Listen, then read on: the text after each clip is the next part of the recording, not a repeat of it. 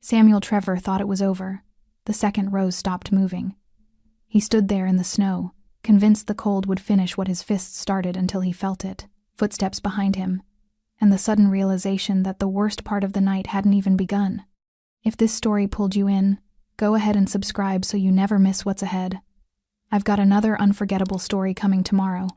And while you're here, drop a comment and tell me where you're watching from. I love seeing people tuned in from all over the world. Okay, let's get back into it. Rose Morgan's blood hadn't frozen yet when Samuel Trevor decided the night was finally quiet enough to leave her behind. He stood over her crumpled body, flexing his bruised knuckles, feeling the ache settle into bone. The deserted highway stretched endlessly in both directions, no headlights, no witnesses, just snow and darkness, and the kind of silence that makes men believe they're untouchable. Should have just let it go, Samuel muttered, though Rose couldn't hear him anymore. She lay face down on the icy asphalt, one arm twisted beneath her torso, the other stretched outward like she'd been reaching for something that never came. Her dark hair fanned across the road, dusted white with fresh snow. Blood pooled near her temple where her skull had cracked against the ground, dark against pale skin, steam rising in the frigid air. Samuel crouched beside her, pressing 2 fingers against her neck. The pulse was there, weak, thready, barely clinging. Good enough. He straightened, wiping his hands on his jeans, his breath fogged in sharp bursts. The cold bit through his leather jacket, but he barely felt it. Adrenaline still hummed through his veins, electric and righteous. She'd brought this on herself. All those months of questioning him, doubting him, threatening to tell people the truth about things she didn't even understand. "I'm done protecting your secrets, Samuel." That's what she'd said, standing in her apartment doorway like she had any power at all, like she knew what those words would cost her. Samuel glanced down at Rose's still form. Her red flannel shirt was torn at the shoulder, her jeans soaked through from the snow. One boot had come off during the struggle, lying a few feet away like discarded evidence. The cold would finish what his fists started. Hypothermia worked fast at these temperatures. He'd looked it up once, years ago, after a hunting trip went wrong. 28 degrees, wet clothing, unconsciousness. She had maybe 90 minutes before her core temperature dropped too low. Maybe less. By morning, she'd be another tragic headline. Local artist found dead after vehicle breakdown. Authorities would piece together a story: car trouble, attempted walk for help, exposure. Nobody would question it. Nobody questioned frozen bodies in Minnesota winters. Samuel walked back to his truck, boots crunching through the snow. He paused at the driver's door, looking back one last time. Rose hadn't moved. The snow was already beginning to cover her, gentle and inexorable, like the earth claiming what belonged to it. He climbed into the cab, engine roaring to life, heat blasted from the vents. His hands trembled slightly as he gripped the steering wheel, not from guilt, but from the adrenaline crash. He'd never hit anyone that hard before, never felt bone give way beneath his knuckles, never watched someone crumple like their strings had been cut. It had been easier than he expected. The headlights swept across Rose's body one final time as he shifted into drive. For a moment, her face caught the light, eyes closed, lips parted, snow collecting in her dark lashes. Then the truck turned, and she disappeared into the darkness behind him. Samuel pressed the accelerator. Red taillights glowed briefly in the rearview mirror before the swirling snow swallowed everything. The road curved into forest, and within seconds, the scene vanished completely. Gone. Done. Over. He exhaled slowly, feeling his heartbeat settle. His phone buzzed in the cup holder, probably his brother, wondering where he'd disappeared to. Samuel ignored it. He'd figure out an alibi later. For now, he just needed distance. The highway unwound before him, empty and dark. Pine trees pressed close on either side, their branches heavy with snow. No other vehicles, no houses, nothing but wilderness and the certainty that he'd gotten away with it. Samuel allowed himself a small smile. Nobody knew Rose was out here. Nobody was coming. He'd made sure of that. Behind him, Rose Morgan lay motionless on the frozen road. Her phone was shattered 6 feet away, screen dark, useless. The temperature gauge on the nearest gas station read 28 degrees and dropping. In 90 minutes, hypothermia would claim her. In 2 hours, her heart would stop. Snow continued to fall, soft and relentless, covering her body inch by inch. The road remained empty, silent, the kind of silence that feels permanent. But something moved in that silence. Headlights appeared in the distance, not from the direction Samuel had gone, but from behind. From the stretch of highway Rose had traveled before Samuel forced her off the road. A black vehicle emerged from the darkness, moving slowly, deliberately, not rushing, not hesitant. The headlights swept across the abandoned road, catching the reflective markers, the snow-covered asphalt, the dark shape lying crumpled on the frozen ground. The vehicle stopped 30 feet away, engine idling, headlights illuminating Rose's still form. For a long moment, nothing happened. Just the low rumble of the engine, the whisper of falling snow, the terrible stillness of a woman dying alone. Then the driver's door opened. A man stepped out tall, composed, wearing a long black coat that hung open despite the cold. Dark hair, sharp features, the kind of face that revealed nothing. He stood beside the vehicle, surveying the scene with the patience of someone who'd expected to find exactly this. Theo Smets had been following Samuel Trevor's mistakes for months. Tonight, the mistakes had led here. He began walking toward Rose, boots crunching through snow. Not running, not panicked. His movements carried the weight of inevitability, like watching a door close that had always been meant to shut. The headlights cast his shadow long across the road, stretching toward Rose's body. Steam rose from his breath. Snow collected on his shoulders.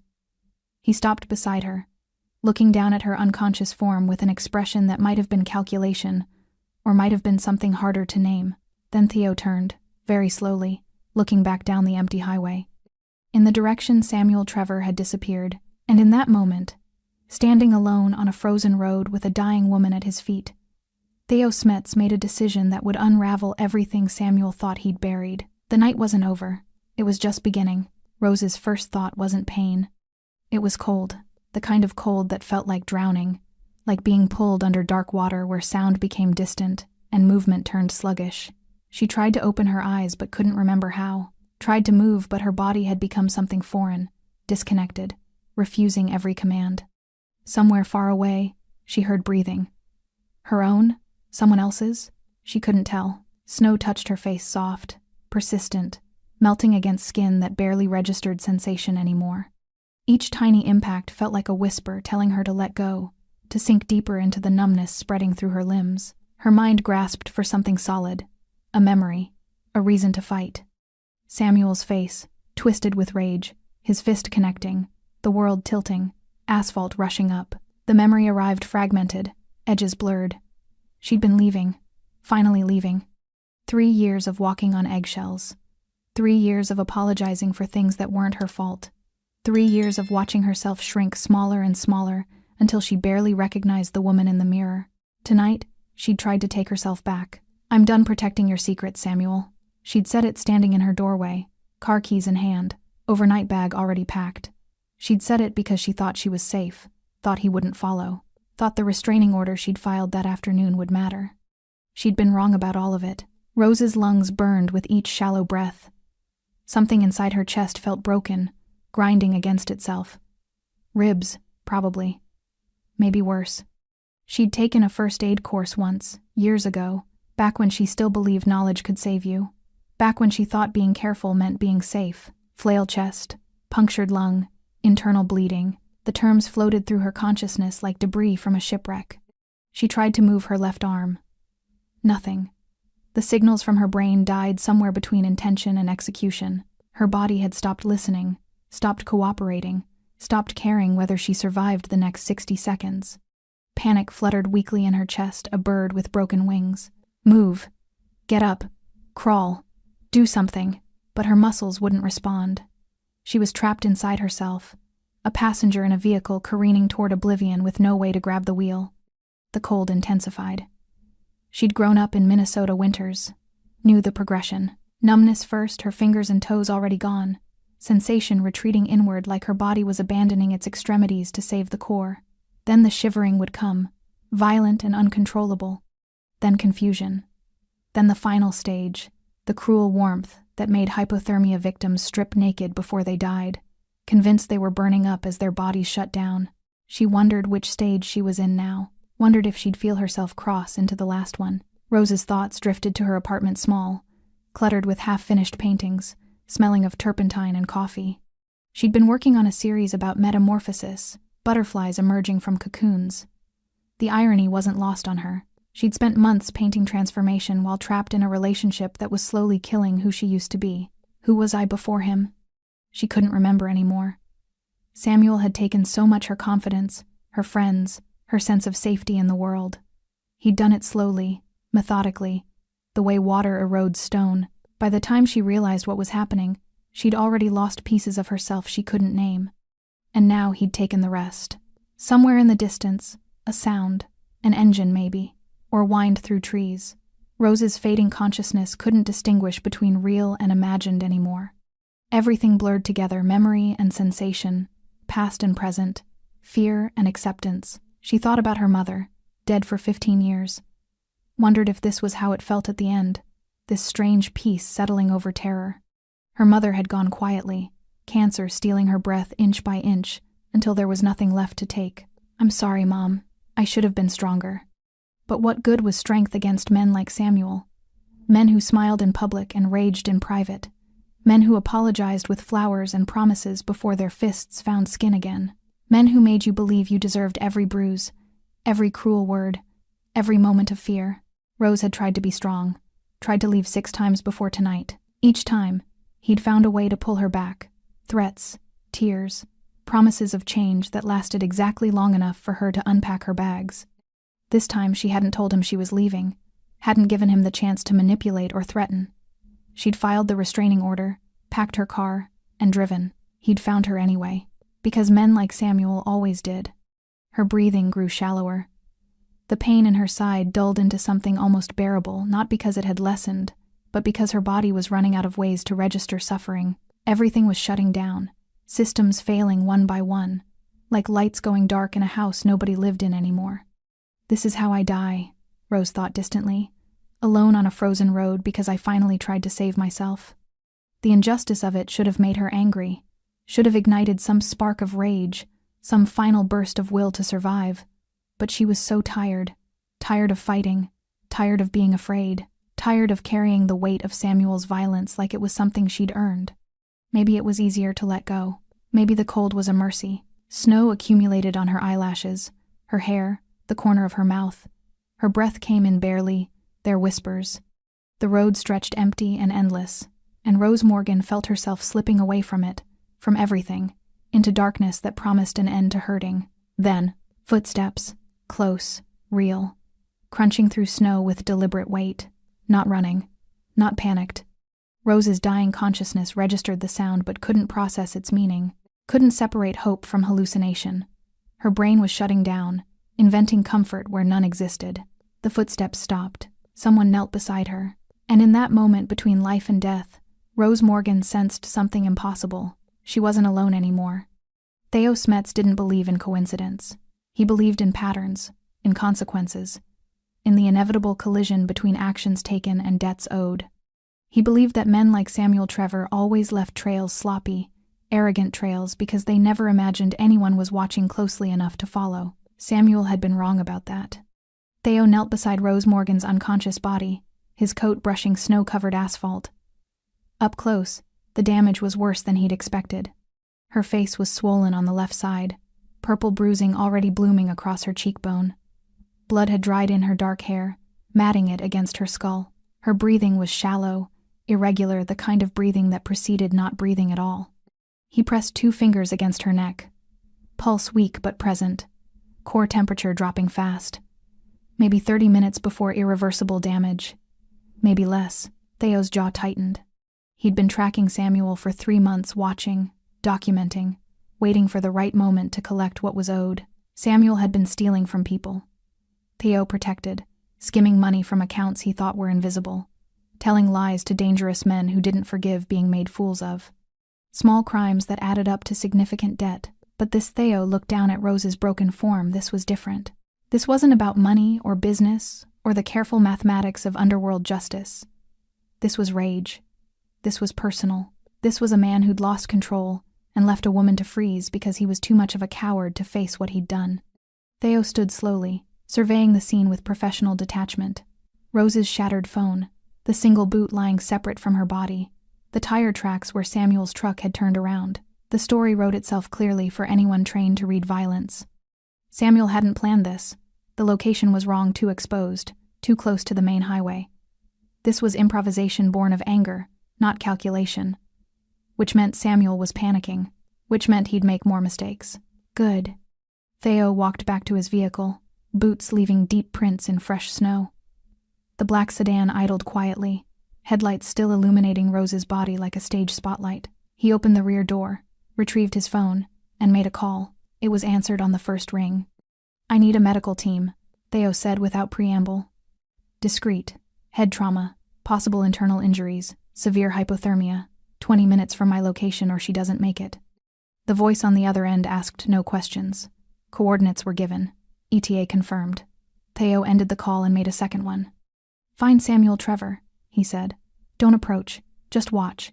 I want to know everywhere he goes, everyone he talks to, every mistake he makes between now and sunrise." He hung up before waiting for acknowledgement. Theo returned to Rose's side, removed his coat, and laid it carefully over her body. The gesture was practical body heat retention, slowing hypothermia, but something in the way he arranged it, ensuring her face was covered from the falling snow, suggested a consideration that went beyond mere pragmatism. For several moments, he simply stood there, hands in his pockets, watching her labored breathing, snow collected on his shoulders, his dark hair, the sharp angles of his face. The cold didn't seem to touch him. He stood like a man accustomed to waiting in places others fled from. Rose stirred slightly, not waking, but some deep survival instinct causing her body to shift. A soft sound escaped her throat, something between a whimper and a sigh. Her fingers twitched beneath Theo's coat. "Easy," Theo said quietly, though he knew she couldn't hear him. "Help is coming." He checked his watch. 17 minutes until the medical team arrived. 17 minutes to keep her alive.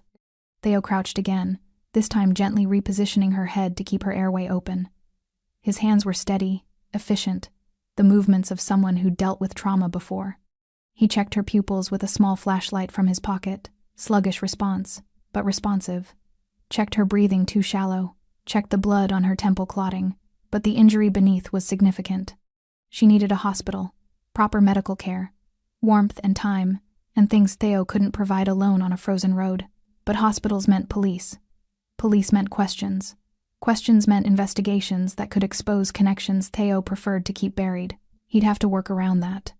Movement caught his attention. Headlights in the distance, approaching from the south. Theo's hand moved instinctively toward his waist, then relaxed. The vehicle slowed as it neared, a pickup truck with rusted panels and a cautious driver. It rolled to a stop 30 feet away. An older man climbed out, wearing a heavy coat and confusion. "Everything okay here?" Theo stood, positioning himself between the stranger and Rose. "Car accident. Help is already on the way." The man squinted through the snow, trying to see past Theo. "That girl looks hurt. Maybe I should." "Your help isn't needed."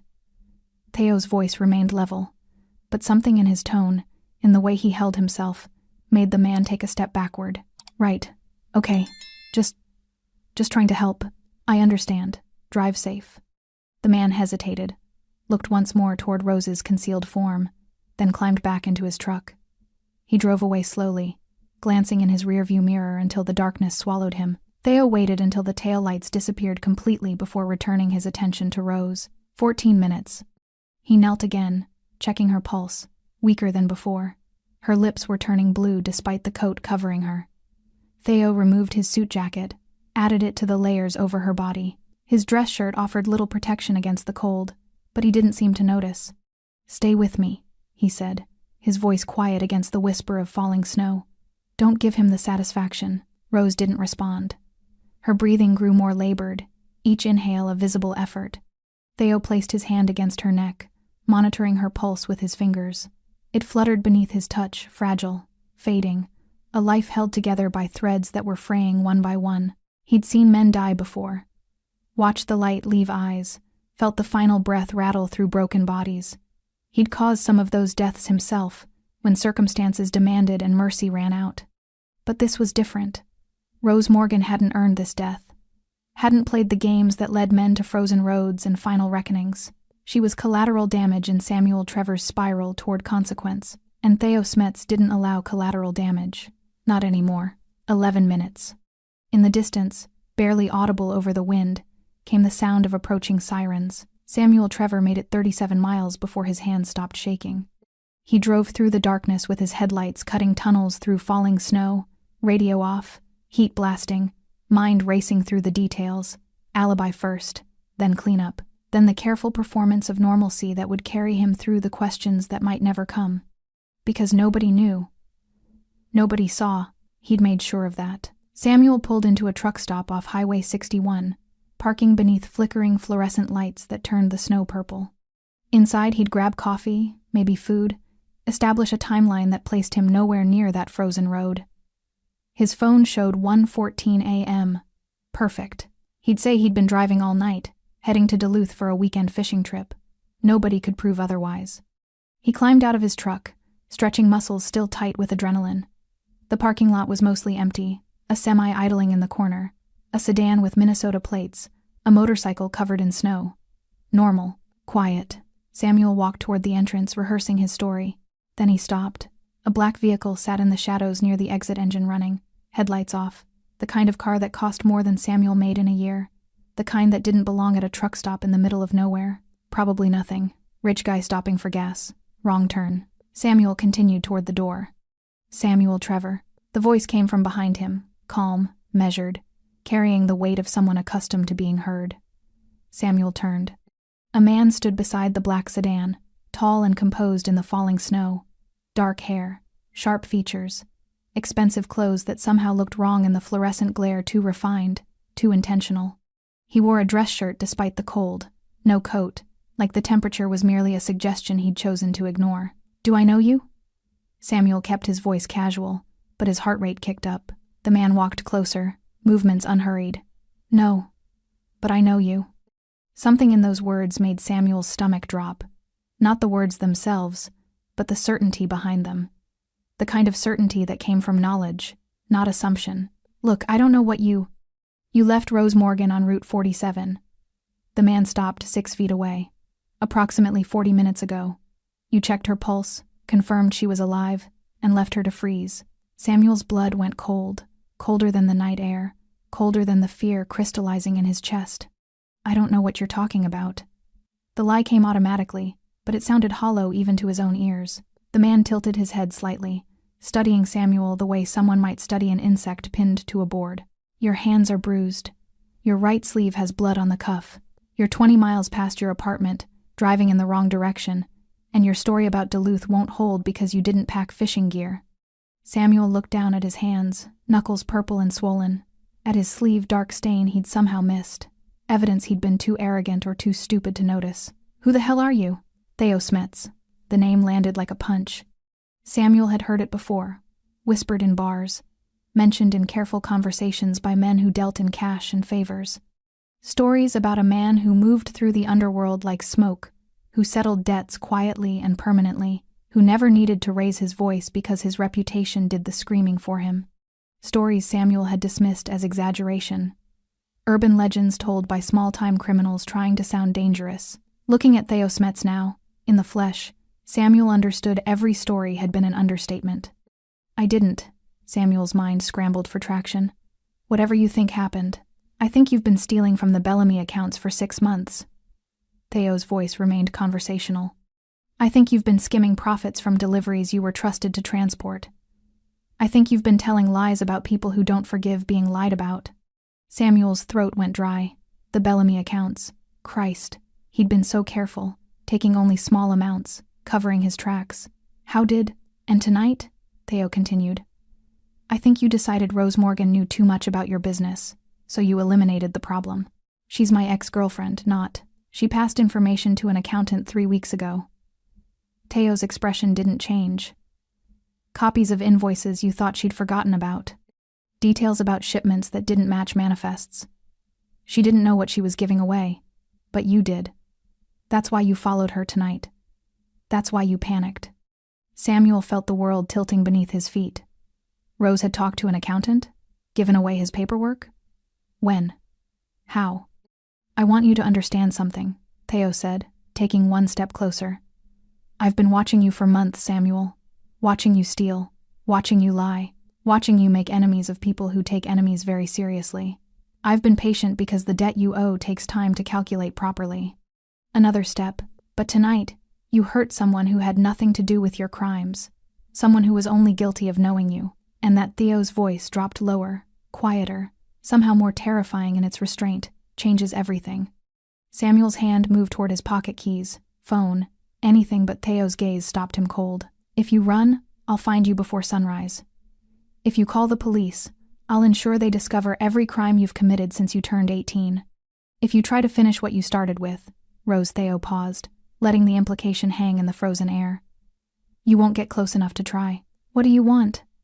Samuel's voice cracked. I want you to understand that this story is over. Your version ends here. What happens next depends entirely on whether Rose Morgan lives or dies. Is she? Samuel stopped himself, but too late. Theo smiled, but it was the kind of smile that made Samuel's skin crawl. You're wondering if she's alive, if someone found her, if your mistake is reversible. He took one final step, close enough that Samuel could see the absolute coldness in his eyes. She's alive, Samuel, despite everything you did to make sure she wasn't, and now you're going to live with what comes next. Theo turned, walking back toward his vehicle with the same unhurried confidence he'd approached with. Where are you going? Samuel called out, his voice desperate. Theo opened his car door, looked back over his shoulder, to watch you understand what consequence feels like. Then he was gone, the black sedan pulling away into darkness, leaving Samuel Trevor standing alone under fluorescent lights with blood on his sleeve, and the weight of his mistakes finally catching up. The medical team arrived without sirens. 2 vehicles, a dark SUV and an unmarked van pulling onto the frozen road with practiced efficiency. 4 people emerged, 2 paramedics, a doctor, and someone Theo recognized as one of Dr. Keller's trauma specialists from the private clinic downtown.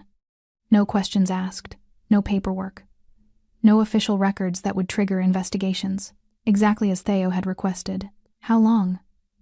Dr. Keller knelt beside Rose, already assessing vitals with swift, practiced movements. 43 minutes since I found her, Theo said, pulse weakening, breathing shallow, core temperature critical. Dr. Keller worked quickly, IV line inserted, heated blankets wrapped, oxygen mask secured. Her team moved like choreographed dancers, each person knowing their role without needing direction. Possible skull fracture, multiple rib fractures, internal bleeding likely. Dr. Keller looked up at Theo. She needs surgery. Soon. Can she be moved? She'll die if we don't. Theo nodded. Take her to your facility. Keep her off the grid. No police notifications until I say otherwise. Dr. Keller hesitated. If she doesn't make it, she will. Theo's voice carried absolute certainty, as if he could will it into being. Make sure of it. They loaded Rose into the van with mechanical precision. Theo watched until the vehicles disappeared into the darkness, red tail lights swallowed by falling snow. Then he stood alone on the empty road, studying the scene Samuel had left behind.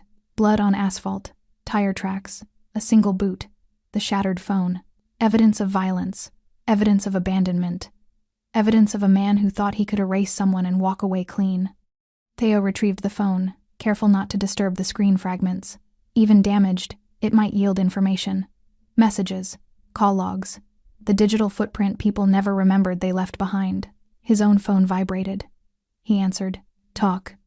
Samuel's at the Pine Ridge truck stop off 61. The voice belonged to James, one of Theo's surveillance specialists. He's been standing in the parking lot for 6 minutes. Looks spooked. I know. I just left him. Silence on the other end then. You talked to him? I wanted him to know. Theo walked back to his sedan, phone pressed to his ear. I wanted him to understand this wasn't random, that someone's been watching, that consequence has a name. Risky move, boss. Samuel Trevor is a coward who hits women and steals from people he thinks won't notice. He's not smart enough to be dangerous. Theo climbed into his car. But I need everything on him. Not just the Bellamy accounts. Everything. Who he talks to, who he owes, where his money goes. And I need to know exactly how Rose Morgan became involved. Already working on it. Found something interesting about 3 weeks ago. Rose visited Mueller and Associates downtown. Accounting firm. She was there 90 minutes. Theo's jaw tightened. Why? Still digging. But Mueller handles the Bellamy portfolio. And they've been flagging irregularities in Samuel's shipment records for months. The pieces started connecting. Rose hadn't been just Samuel's ex-girlfriend. She'd been his liability. The person who could unknowingly expose his crimes simply by answering questions honestly. Find out what she told them, Teo said. Every detail. On it. Also, Samuel's brother called him twice in the last hour. Left voicemails. Want me to pull the audio? Yes. And put eyes on the brother. If Samuel runs to family, I want to know. Theo ended the call and sat in the darkness, engine idling, heat blasting against the cold. His mind worked through scenarios, calculating probabilities, anticipating Samuel's next moves. Samuel would panic. Men like him always did when they realized the walls were closing in. He'd either run stupid but predictable, or he'd try to cover his tracks by eliminating evidence, which meant Rose needed protection even after she woke up. If she woke up, Theo pushed the thought away. Dr. Keller was the best trauma surgeon in the state, discreet and expensive. If anyone could save Rose, it was her. His phone buzzed again. A text from an unknown number. Package delivered. She's in surgery. Will update in 3 hours. Package. As if Rose Morgan were cargo instead of a woman bleeding out because she'd made the mistake of trusting the wrong man. Theo opened his contacts, found a name he hadn't called in months. The line rang 3 times before connecting. Smets. The voice was rough, heavy with sleep. Do you know what time it is? I need everything on Rose Morgan. 28 years old, artist, lives on Riverside. Last known employment at the Copper Gallery downtown. Why? Detective Hayes sounded more awake now, suspicious. Because she's in my protection now, and I need to know who she is beyond what Samuel Trevor tried to destroy. Silence. Then, Trevor, that piece of work who's been running deliveries for the Bellamy operation? The same. What did he do? What men like him always do. Theo's voice was flat.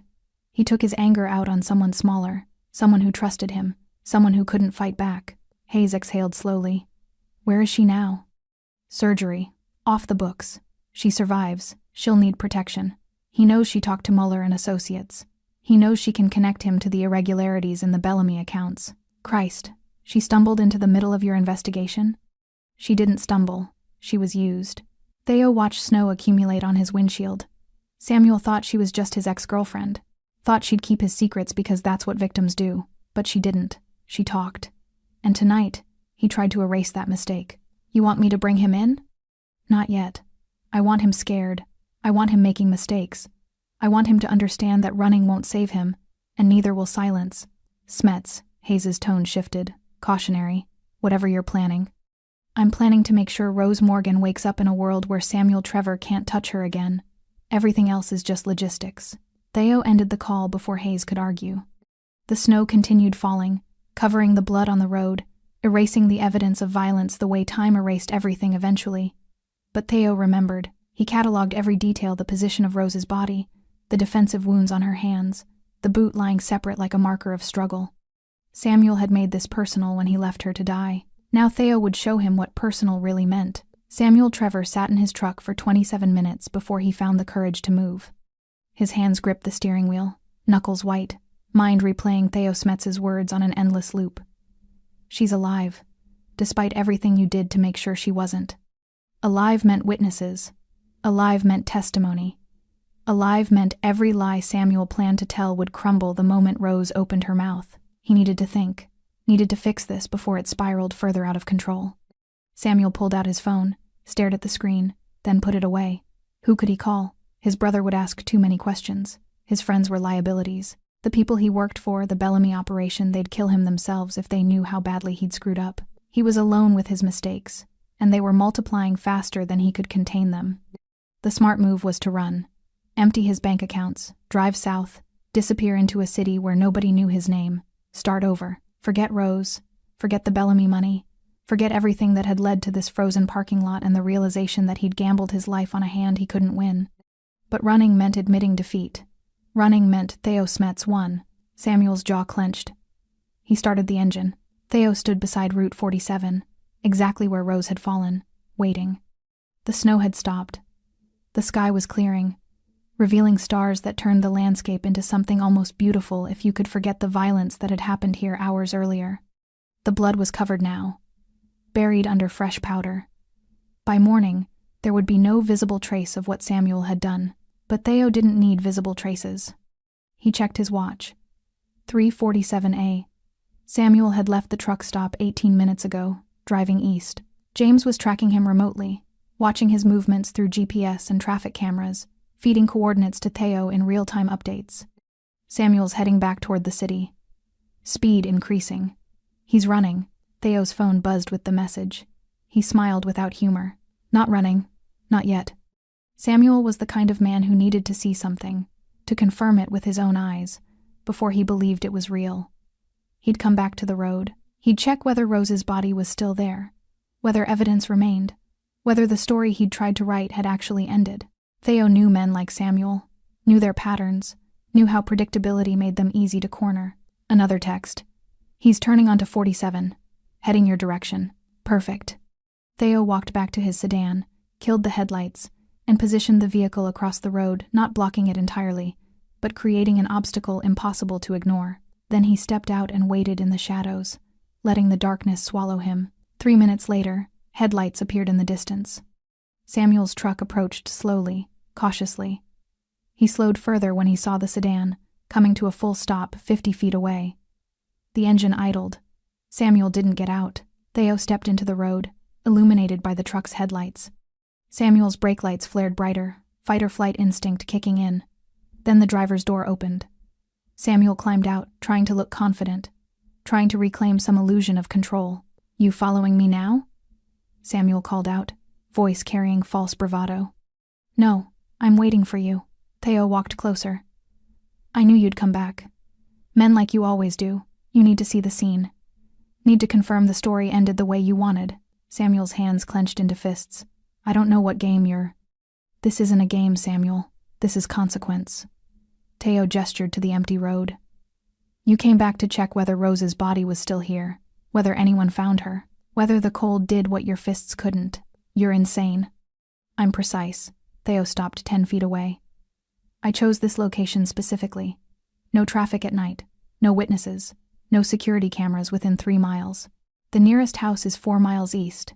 If someone screamed here, nobody would hear them." Samuel took a step backward. "Are you threatening me?" "I'm explaining context." Theo's voice remained level, conversational. "You thought this road was empty by coincidence. It wasn't. I've been directing your movements for weeks, Samuel. The jobs you took, the routes you drove, the people you trusted, all of it calculated to bring you here, to this moment, where you finally understand how thoroughly you've been outmaneuvered." The color drained from Samuel's face. "That's not possible." "The delivery to Cloquet 2 weeks ago? I arranged it. The late-night pickup last Thursday? Mine. The accountant Rose visited?" Theo smiled coldly. "I sent her there. Gave her just enough information to ask the right questions without understanding why." Samuel staggered slightly, as if the ground beneath him had shifted. "You used her. I protected her. There's a difference." Theo's expression hardened. "You were stealing from people who don't forgive theft. I needed proof. Rose provided it without knowing. She was safe until you made her a target. I didn't. You beat her unconscious and left her to die." Theo's voice cut through the night like a blade. "Don't insult us both by pretending otherwise." Samuel's breathing quickened.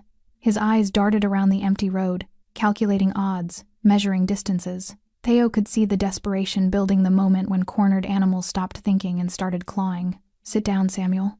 "What?" "Sit down." Theo pointed to the ground. "Right there, in the snow." "I'm not." Theo moved.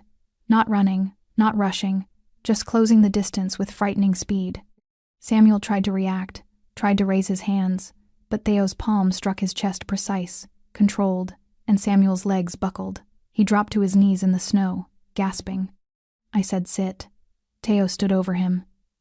"You're going to stay right there while I explain exactly what happens next." Samuel looked up, fear finally replacing arrogance in his eyes. "Rose is alive," Theo continued. "She's in surgery. If she dies, you die. Not quickly, not mercifully. You die the way you made her suffer slowly, in the cold, knowing nobody's coming to save you. Please.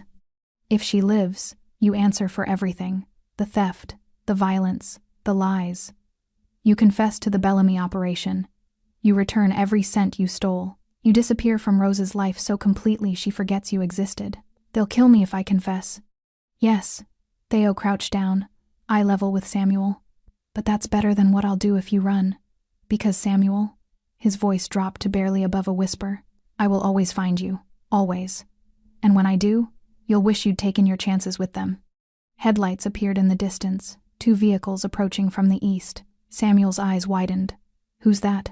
People who've been waiting for permission to collect what you owe. Theo stood.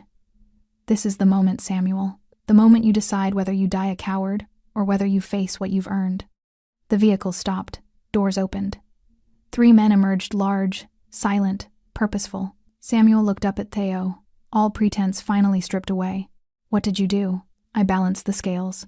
Theo walked toward his sedan. Everything else is just gravity. The 3 men moved like shadows given substance, deliberate, unhurried, carrying the weight of professional violence barely contained beneath pressed suits and impassive expressions. Samuel recognized one of them, Victor Bellamy's enforcer, the man who handled problems too delicate for police involvement. Problems like theft, like betrayal, like loose ends that talk too much. Samuel tried to stand, but his legs wouldn't cooperate. Fear had locked his muscles, turned his bones to water. Wait, Theo. Please, we can work this out. Theo paused at his sedan, hand on the door.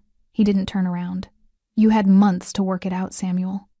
Every day you stole, every lie you told, every time you chose cowardice over accountability, those were opportunities. You spent them all. I'll confess. I'll tell them everything. I'll return the money. Yes, you will. Theo finally looked back, his face illuminated by the sedan's interior light. But not because I'm giving you a choice, because it's the only path left that doesn't end with your body feeding the woods before sunrise. The enforcer, a broad man with Slavic features and hands like concrete blocks, stopped in front of Samuel. He didn't speak, didn't need to. His presence said everything words couldn't. Samuel's breath came in ragged gasps. This isn't fair. Fair? For the first time, emotion cracked through Theo's controlled facade. You beat a woman unconscious, left her bleeding in the snow, hoped the cold would erase your mistakes like she was nothing more than an inconvenient witness. And you want to talk about fair? Theo walked back toward Samuel, each step measured, controlled, dangerous.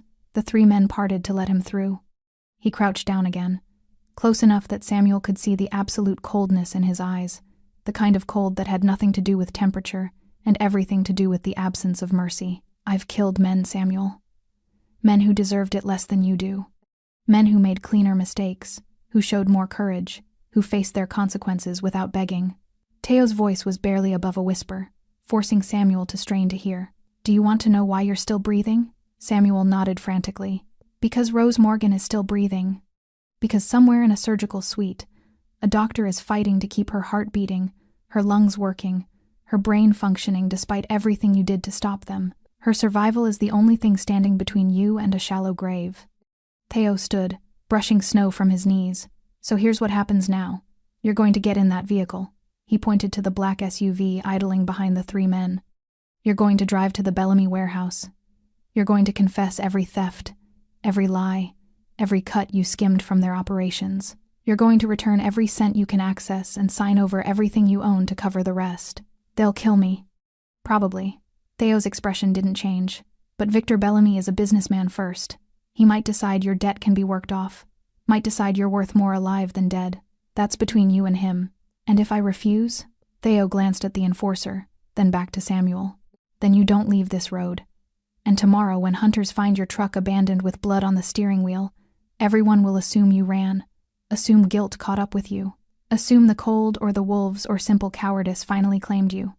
The enforcer's hand moved to his waist, where something metallic glinted in the starlight. Choose, Samuel. Theo walked back to his sedan. Face what you've earned, or disappear into the same mercy you showed Rose. Samuel chose survival. He climbed into the SUV on trembling legs, flanked by 2 of the 3 men.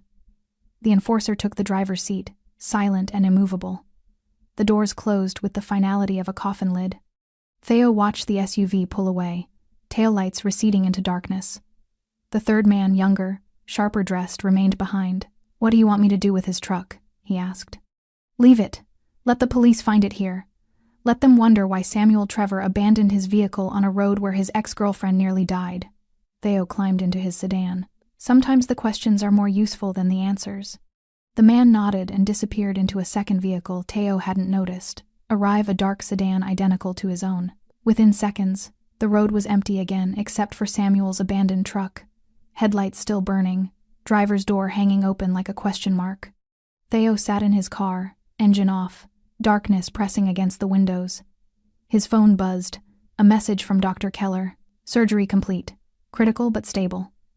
Next 48 hours will determine recovery. Critical but stable. Medical terminology for not dead yet. Theo closed his eyes, feeling the tension he'd been carrying finally catch up with him. He'd been running on calculated fury for hours, moving pieces across a board only he could see, orchestrating consequences with surgical precision. But now, in the silence, he allowed himself one moment of something that might have been concern. Rose Morgan hadn't asked to be involved in his investigation, hadn't volunteered to become bait for Samuel's panic. She was collateral in a war between criminals, an innocent caught in machinery designed to grind people like her into dust, and yet she'd survived.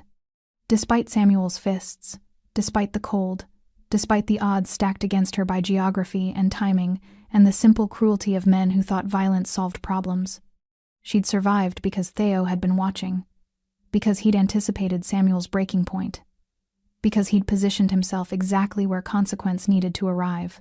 But that didn't erase his responsibility, didn't change the fact that his investigation had painted a target on Rose's back, didn't absolve him of the role he'd played in bringing her to that frozen road. Another message from Dr. Keller. She's asking for someone. Disoriented but conscious. Needs familiar face. Theo stared at the text. Rose didn't know him. Wouldn't recognize his face or voice. Wouldn't understand why a stranger in expensive clothes sat beside her hospital bed making promises about safety. He typed a reply. Contact her emergency contacts. Family, friends, anyone she trusts. The response came quickly. Already tried. Parents deceased. No siblings. Friends not answering at 4 a.m. You're all she has right now. Theo sat with that information, feeling its weight. Rose Morgan isolated by Samuel's abuse, disconnected from support systems, alone in the world except for the man who'd used her as an unwitting informant. He started his engine. The drive to Dr. Keller's private clinic took 23 minutes. Theo spent them composing explanations that felt inadequate. How do you tell someone they nearly died because you needed evidence? How do you apologize for consequences you'd anticipated but failed to prevent? You don't, Theo realized. You just make sure it never happens again. He pulled into the clinic's underground garage, parked, and walked toward the elevator that would take him to Rose Morgan's room, toward the woman whose survival had saved Samuel Trevor's life, toward the woman Theo had promised to protect. Even if she never understood why. The hallway smelled like antiseptic and something else, copper maybe, or fear. Theo walked past empty rooms with darkened windows, his footsteps echoing against tile floors. Dr. Keller's clinic occupied the 3rd floor of a building that officially housed medical offices and unofficially treated patients who couldn't afford questions. Room 307. Door half open, lights dimmed. Theo paused outside, listening. Steady beeping of monitors. The mechanical whisper of oxygen. Someone breathing shallow, labored, but alive. He pushed the door open. Rose Morgan lay in the hospital bed, looking impossibly small beneath white sheets and medical equipment. Her face was swollen beyond recognition. Purple bruises blooming across her left cheekbone, bandages wrapped around her skull, one eye sealed shut from trauma. An IV drip ran into her arm. Oxygen tubes snaked beneath her nose. Monitors tracked her heartbeat in irregular patterns that made Theo's jaw tighten. This was what Samuel's fists had created. This was the consequence of rage given permission to destroy. Dr. Keller stood beside the bed, reviewing charts. She looked up when Theo entered, exhaustion written across her features. She's stable. For now. Prognosis? Skull fracture, grade 2 concussion, 4 broken ribs, punctured lung, severe hypothermia. Doctor. Keller rattled off injuries like grocery items. I've repaired what I could. The rest depends on her. Whether she fights, whether her body decides survival is worth the effort. Theo moved closer to the bed, studying Rose's battered face. You said she was conscious. Briefly, disoriented. She asked where she was, who hurt her, whether she was safe. Dr. Keller paused. Then she asked if Samuel was coming back. Something cold settled in Theo's chest.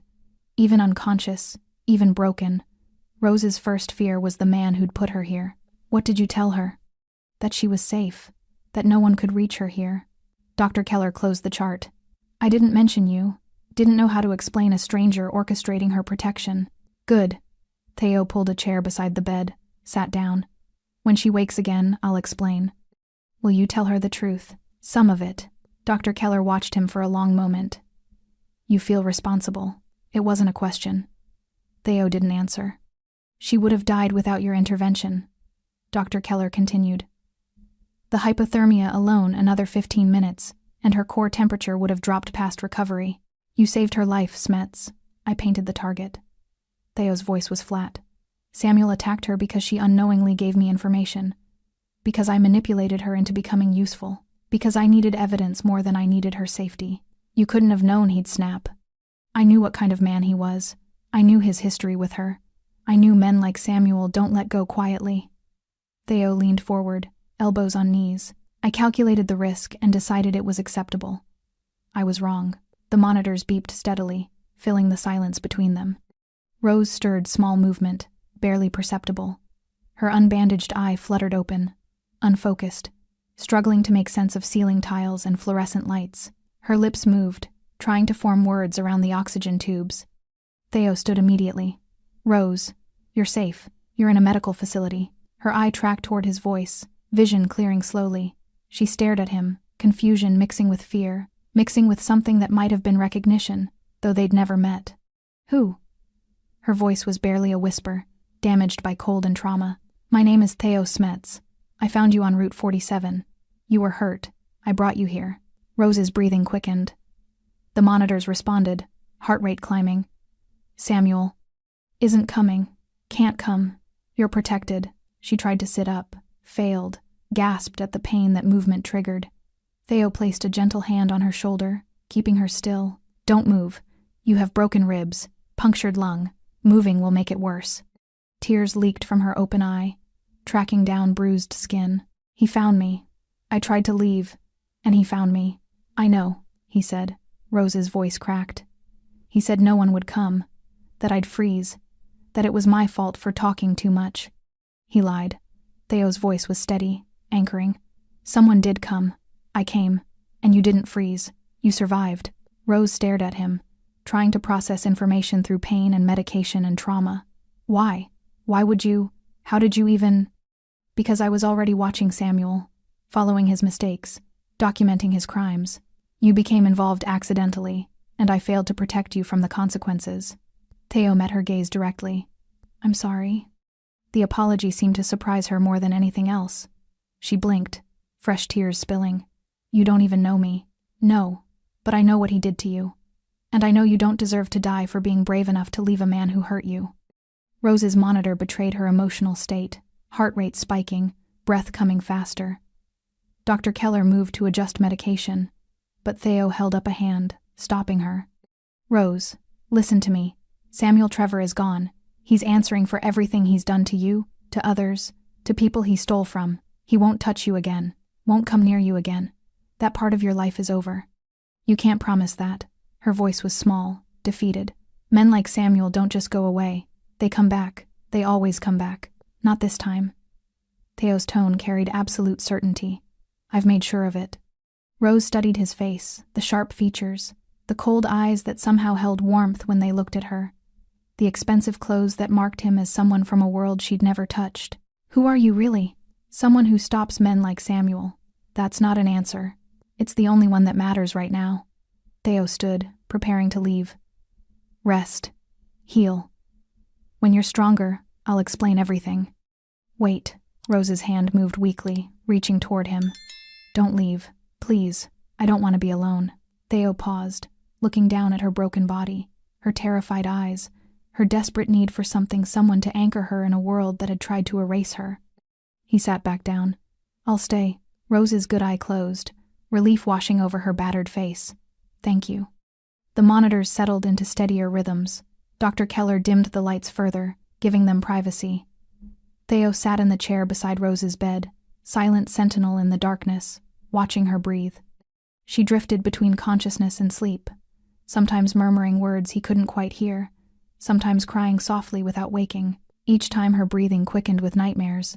Theo spoke quietly, assurances she probably couldn't process, but that seemed to calm her nonetheless. Hours passed. Dawn approached, turning the windows from black to gray. Rose woke fully as pale light filtered through blinds. She turned her head carefully this time, mindful of injuries, and found Teo still sitting beside her bed. "You stayed," she whispered. "I said I would.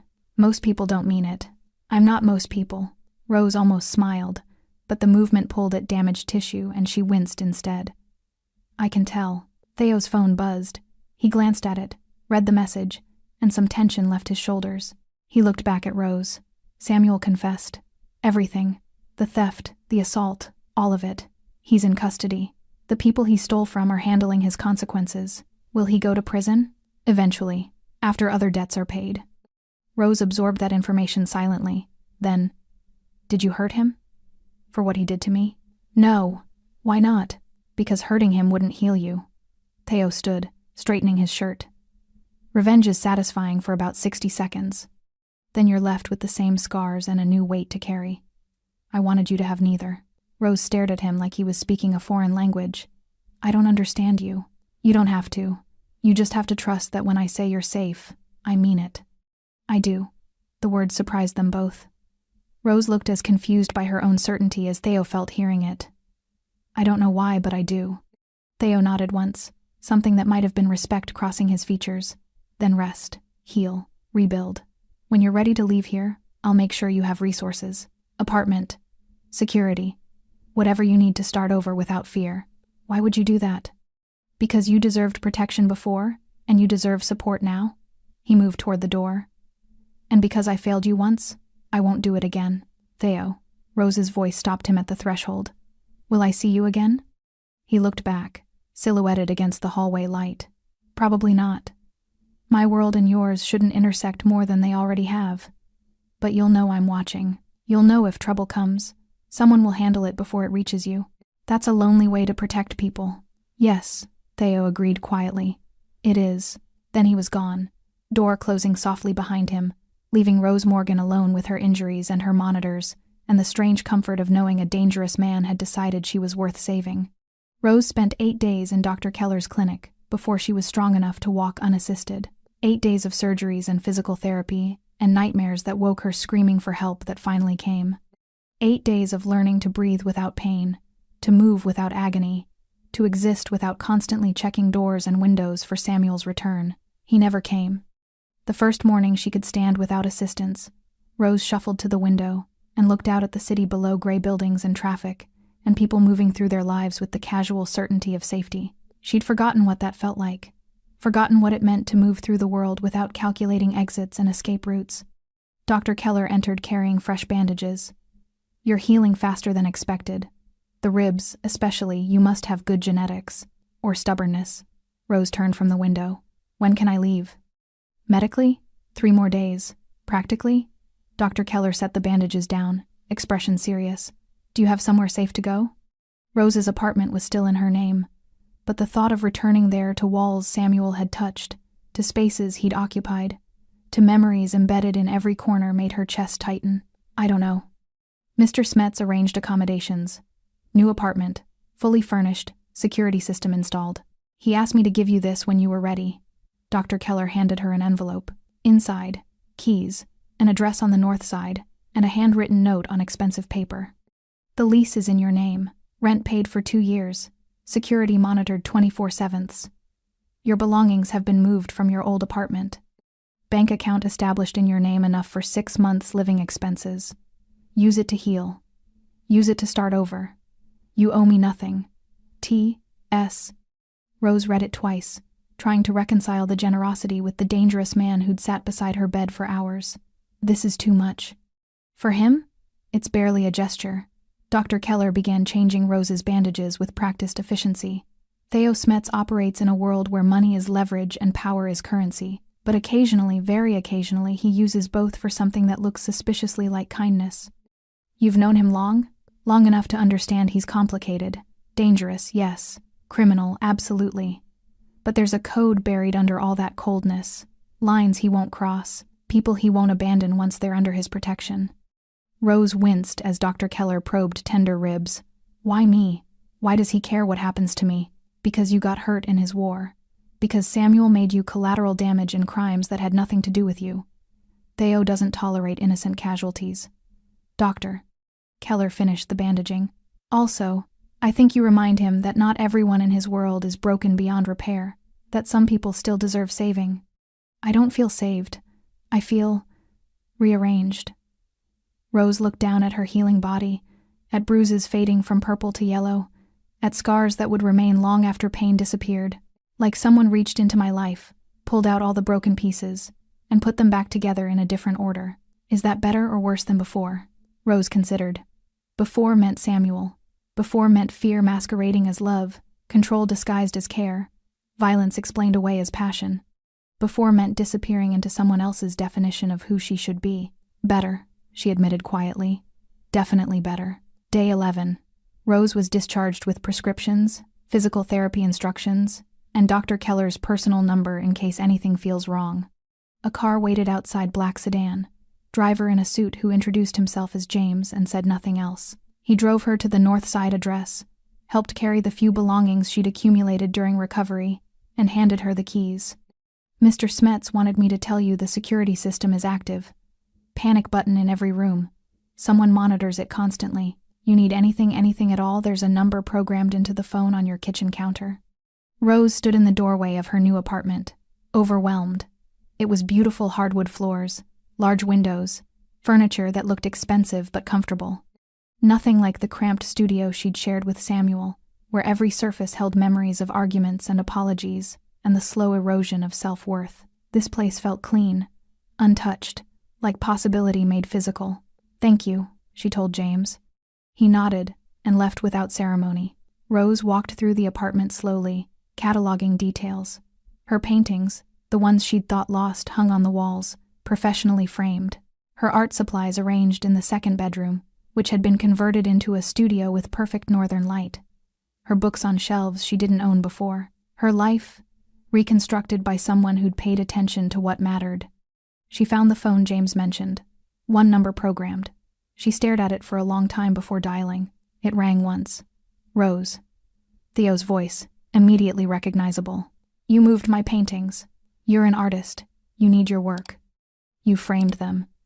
These frames cost more than I made in 6 months. Art should be presented properly. A pause. Are you settling in?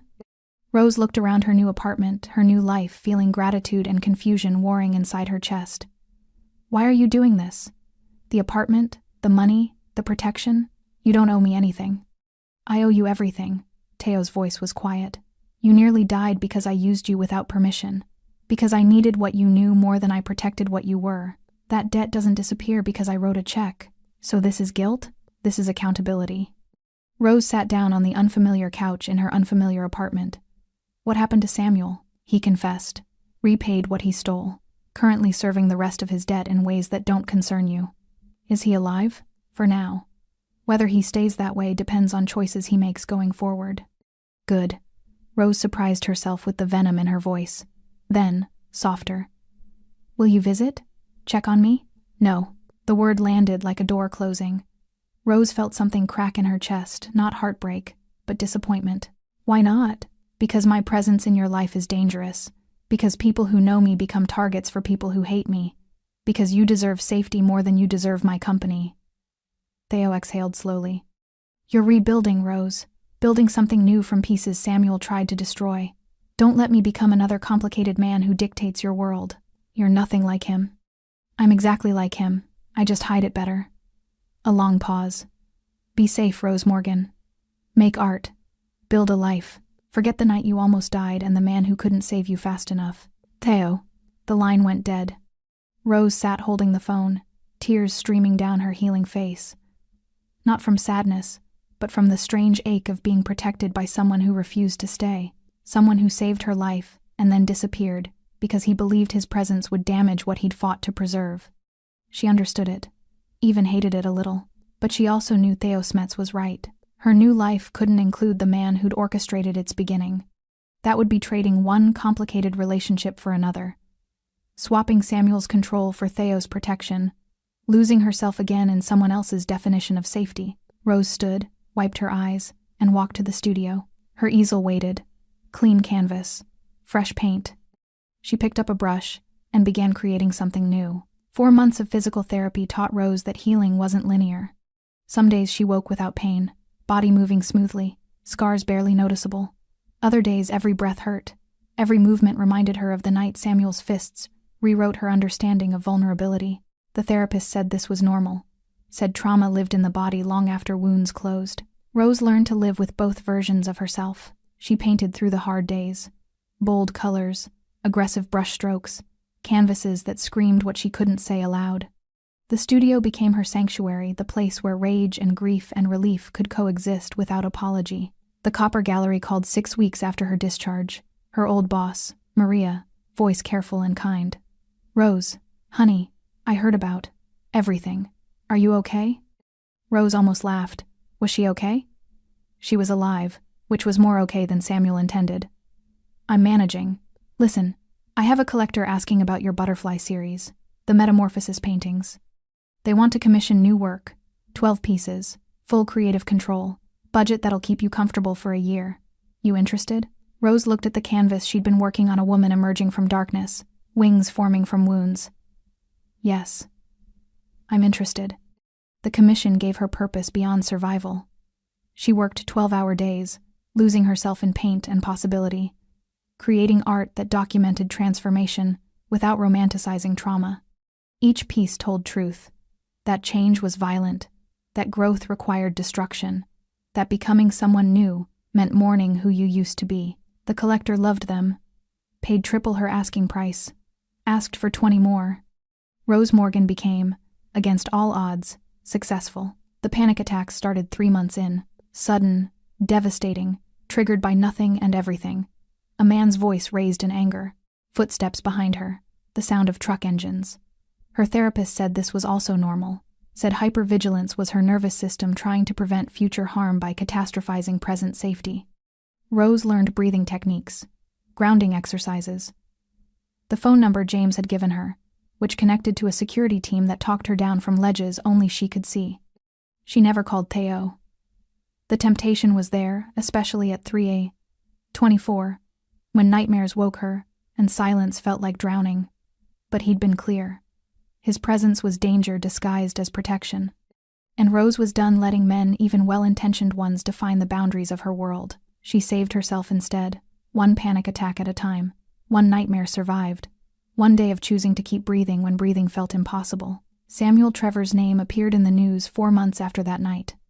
Rose saw it while scrolling her phone. Local man dies in custody following confession to multiple crimes. She read the article twice, feeling nothing, then everything, then nothing again. Samuel was dead, not from Theo's hands, but from consequences he'd spent years outrunning. The article mentioned theft, assault, connections to organized crime. It mentioned a woman he'd nearly killed. It didn't mention her name.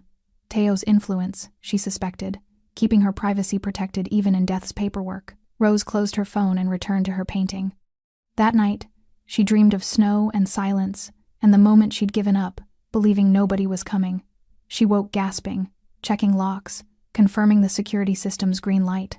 Then she called her therapist and talked until dawn broke. The gallery opening happened on a Tuesday in spring. Rose stood among her paintings, 24 pieces, documenting transformation from victim to survivor, to something beyond simple categories. Critics called it visceral, unflinching, a testament to feminine resilience. Rose called it exorcism. Maria found her hiding in the corner, overwhelmed by attention. "You okay? Ask me tomorrow." "Fair." Maria squeezed her shoulder. "There's someone here asking for you. Says he's a friend, but wouldn't give his name." Rose's heart jumped. She scanned the crowd, searching for sharp features and cold eyes that sometimes held warmth, but the man approaching wasn't Theo. He was younger, dressed casually, carrying a small package. "Rose Morgan? Yes? Delivery for you. From someone who couldn't attend but wanted you to have this." He handed her the package and disappeared into the crowd before she could ask questions. Rose opened it carefully. Inside, a small card and a photograph. The photograph showed her unconscious on the frozen road, snow falling, darkness pressing close. But in the frame's corner, barely visible, a figure approached. Theo, captured mid-stride, walking toward her through the night. The card read, "You survived because you're stronger than the cold, the violence, and the men who thought they could break you. I was just there to witness it. Proud of what you've built. T.S." Rose stared at the photograph. at the visual proof that someone had come, that she hadn't been abandoned to die alone. That consequence had arrived exactly when it needed to. She tucked the photo into her bag and returned to her gallery opening, to the art she'd made from ashes, to the life she'd built from broken pieces, to the future Samuel never imagined she'd survive to see. That night, alone in her apartment, Rose hung the photograph above her easel, not as reminder of trauma, but as evidence of truth, that the worst night of her life had also been the beginning of becoming someone new. That survival wasn't passive, it was choice, repeated daily, to keep existing despite every reason to quit. She picked up her brush and began a new painting, a woman walking through snow toward light she couldn't see yet, trusting it existed somewhere ahead. Rose Morgan painting her own rescue. Rose Morgan, finally free. Outside her window, the city moved through darkness toward dawn, indifferent to individual suffering, blind to private victories. But in that small apartment on the north side, protected by systems she didn't fully understand and funded by a man she'd never see again, Rose Morgan created art that screamed a truth Samuel Trevor had tried to silence. Some people think the past stays buried, others learn it walks quietly behind them, and a few, the survivors, the fighters, the ones who refuse to disappear, they learn to walk faster. Thanks for sticking with this story until the very end. You're the reason these stories feel alive. If you're ready for another powerful journey, just tap the next video on your screen. And before you go, leave a quick comment and rate this story from 1 to 10. I'm excited to read your thoughts and connect with you in the comments.